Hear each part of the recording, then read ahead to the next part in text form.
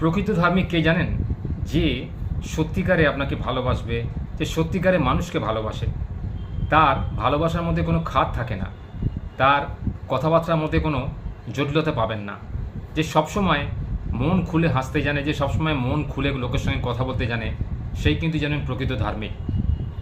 যে ভগবানের নাম সর্বদা মুখে নেয়, যে মানুষকে ভালোবাসে, কারণ মানুষের মধ্যেই ভগবানের আধিষ্ঠান রয়েছে। আমাদের হৃদয়ে যে আত্মা রয়েছে সেটাই কিন্তু নারায়ণ।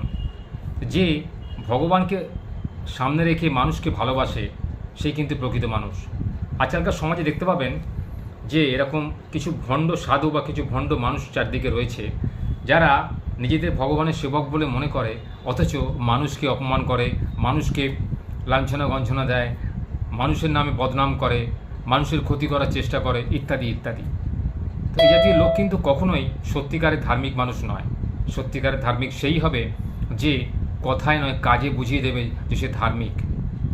যার প্রতিটা কাজের মধ্যে ভগবানের আধিষ্ঠান ফুটে উঠবে, যার প্রতিটা কর্মের মধ্যে মানুষের ভালোবাসা, মানুষের ভালো করার যে ইচ্ছা সেটা ফুটে উঠবে, এবং তিনি সেটা করবেন কিন্তু বিনা পারিশ্রমিকে এবং বিনা অর্থ ব্যয়।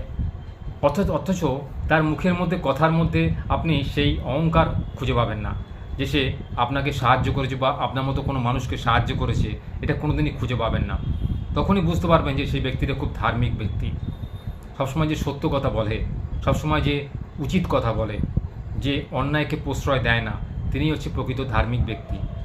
সমাজে ধর্ম থেকে অধর্ম ক্রমশ বেড়ে চলেছে, তাই এই সমস্ত ধার্মিক লোকেদের কাছ থেকে যদি কিছু পেতে চান, তাহলে অবশ্যই এইসব ধার্মিক লোকেদের সান্নিধ্যে থাকুন, দেখবেন আপনার জীবনে অনেক উন্নতি হবে। আর যত অধর্ম, যত কটু কথা দেখবেন যারা অধার্মিক হয় তারাই বলে থাকে, যারা নিজেকে খুব বড় বলে প্রমাণিত করতে চায়, হ্যাঁ, নিজেকে সবসময় অপরের কাছে বড় প্রমাণিত করে সামনের লোককে ছোটো প্রমাণিত করে, তারা কিন্তু কখন ধার্মিক মানুষ নয়। ধার্মিক মানুষ সেই হবে যে সবসময় নিজেকে সংযত রেখে উচিত মার্জিত কথাবার্তা বলে এবং মানুষকে ভালোবাসতে জানে। প্রতিটা কাজের মধ্যে মানুষের যে প্রেরণা, মানুষের যে উৎসাহ উদ্দীপনা, সেটা কিন্তু সে বুঝতে পারে। জীবনে আমরা প্রত্যেকে আমরা একে অপরের জন্য বেঁচে রয়েছি। এই বাঁচার মধ্যে যে একটা আনন্দ, সেটা কিন্তু সে উপলব্ধি করতে পারে। কখনোই একা বাঁচতে পারা যায় না। সমাজে বাঁচতে গেলে সবাইকে নিয়ে বাঁচতে হয়, সকলকে নিয়ে বাঁচতে হয়।